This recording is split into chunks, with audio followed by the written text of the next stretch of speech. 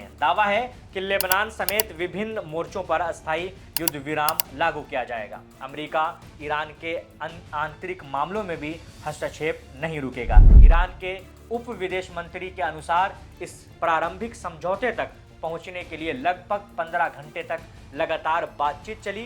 Qatar के प्रतिनिधियों ने इस प्रक्रिया में महत्वपूर्ण भूमिका निभाया। अब नए समझौते में सबसे महत्वपूर्ण सहमति इसी स्ट्रेट ऑफ हॉर्मुज को लेकर बनी है।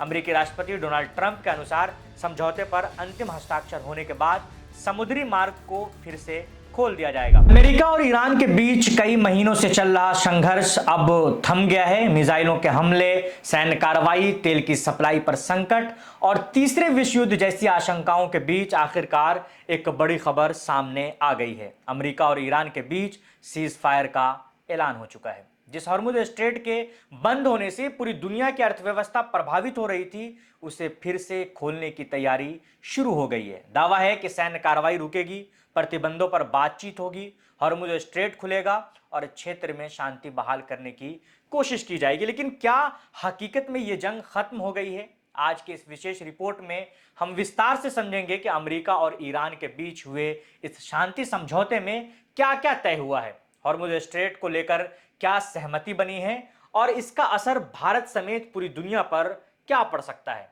मैं हूं कामरान सैफ और आप देख रहे हैं इनकलाब हिंदी। दुनिया की सबसे तनावपूर्ण भू राजनीतिक टकराव में से एक अब फिलहाल शांत होता दिखाई दे रहा है। अमेरिका और ईरान के बीच हुए शांति समझौते ने न सिर्फ मध्य पूर्व बल्कि पूरी दुनिया का ध्यान अपनी ओर खींच लिया था और महंगाई आसमान छू रही थी। इस समझौते की घोषणा सबसे पहले पाकिस्तान के प्रधानमंत्री शहबाज शरीफ ने की। उनके मुताबिक लंबी बातचीत के बाद दोनों पक्ष सैन्य कार्रवाई रोकने और शांति प्रक्रिया को आगे बढ़ाने पर सहमत हुए हैं। इसके बाद अमेरिकी राष्ट्रपति डोनाल्ड ट्रंप ने भी सोशल मीडिया पर समझौते की पुष्टि की, जबकि ईरान के उप विदेश मंत्री काजेम गरीबाब्दी ने सरकारी मीडिया के जरिए इस बात को स्वीकार किया कि समझौते का मसौदा तैयार हो चुका है। लेकिन इस समझौते की अहमियत समझने के लिए हमें पहले यह समझना होगा कि आखिर यह संघर्ष शुरू कैसे हुआ था।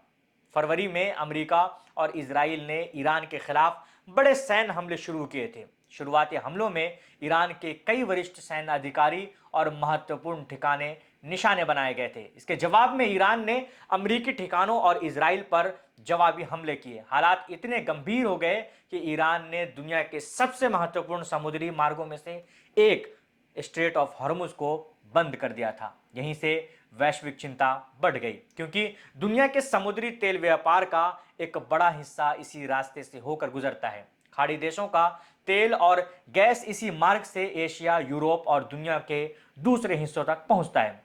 स्ट्रेट ऑफ हॉर्मुज के बंद होने का असर तुरंत वैश्विक बाजारों में दिखाई दिया। तेल की कीमतें बढ़ने लगी और दुनिया को एक बड़े ऊर्जा संकट का डर सताने लगा। अब नए समझौते में सबसे महत्वपूर्ण सहमति इसी स्ट्रेट ऑफ हॉर्मुज को लेकर बनी है। अमेरिकी राष्ट्रपति डोनाल्ड ट्रंप के अनुसार समझौते पर अंतिम हस्ताक्षर होने के बाद समुद्री मार्ग को फिर से खोल दिया जाएगा और तेल की निर्बाध सप्लाई शुरू हो जाएगी। ईरानी मीडिया में सामने आए मसौदे के अनुसार अगले 30 दिनों के भीतर हॉर्मुज स्ट्रेट को दोबारा खोला जा सकता है। इसके अलावा समझौते में कई अन्य महत्वपूर्ण बिंदु भी शामिल बताए जा रहे हैं। दावा है कि लेबनान समेत विभिन्न मोर्चों पर अस्थायी युद्ध विराम लागू किया जाएगा। अमेरिका ईरान के आंतरिक मामलों में भी हस्तक्षेप नहीं रुकेगा। ईरानी तेल और ऊर्जा उत्पादों पर लगे प्रतिबंधों को हटाने पर बातचीत होगी। अमेरिकी नौसैनिक नाकेबंदी समाप्त की जाएगी और ईरान परमाणु हथियार नहीं बनने की अपनी प्रतिबद्धता दोहराएगा। रिपोर्ट में यह भी दावा किया गया है कि ईरान के पुनर्निर्माण के लिए अरबों डॉलर की आर्थिक सहायता पर भी चर्चा हुई है। हालांकि इसकी आधिकारिक पुष्टि अभी तक नहीं की गई है। ईरान के उप विदेश मंत्री के अनुसार इस प्रारंभिक समझौते तक पहुंचने के लिए लगभग 15 घंटे तक लगातार बातचीत चली। कतर के प्रतिनिधियों ने इस प्रक्रिया में महत्वपूर्ण भूमिका निभाया। हालांकि अभी भी कई महत्वपूर्ण सवाल बाकी हैं। समझौते का पूरा दस्तावेज सार्वजनिक नहीं किया गया है, कई बिंदुओं की स्वतंत्र पुष्टि नहीं हुई है और सबसे महत्वपूर्ण बात यह है कि आने वाले 60 दिनों में होने वाली अंतिम वार्ता भी ये तय करेगी कि यह शांति अस्थायी है या अस्थायी।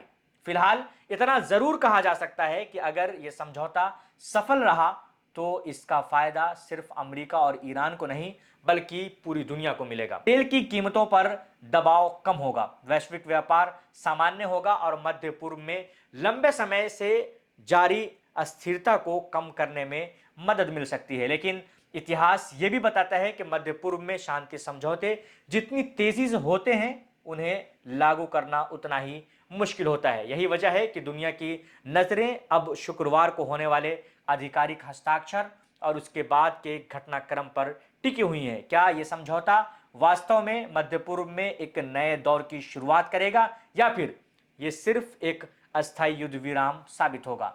इसका जवाब आने वाले समय में मिलेगा। यह थी हमारी विशेष रिपोर्ट। अब जैसे ही कोई नया अपडेट इस युद्ध पर आता है और इस सीज़फायर पर आता है तो इनकलाब हिंदी आपके सामने जरूर प्रस्तुत करेगा। इसके लिए जुड़े रहे इनकलाब हिंदी के साथ, लाइक सब्सक्राइब जरूर करें। धन्यवाद।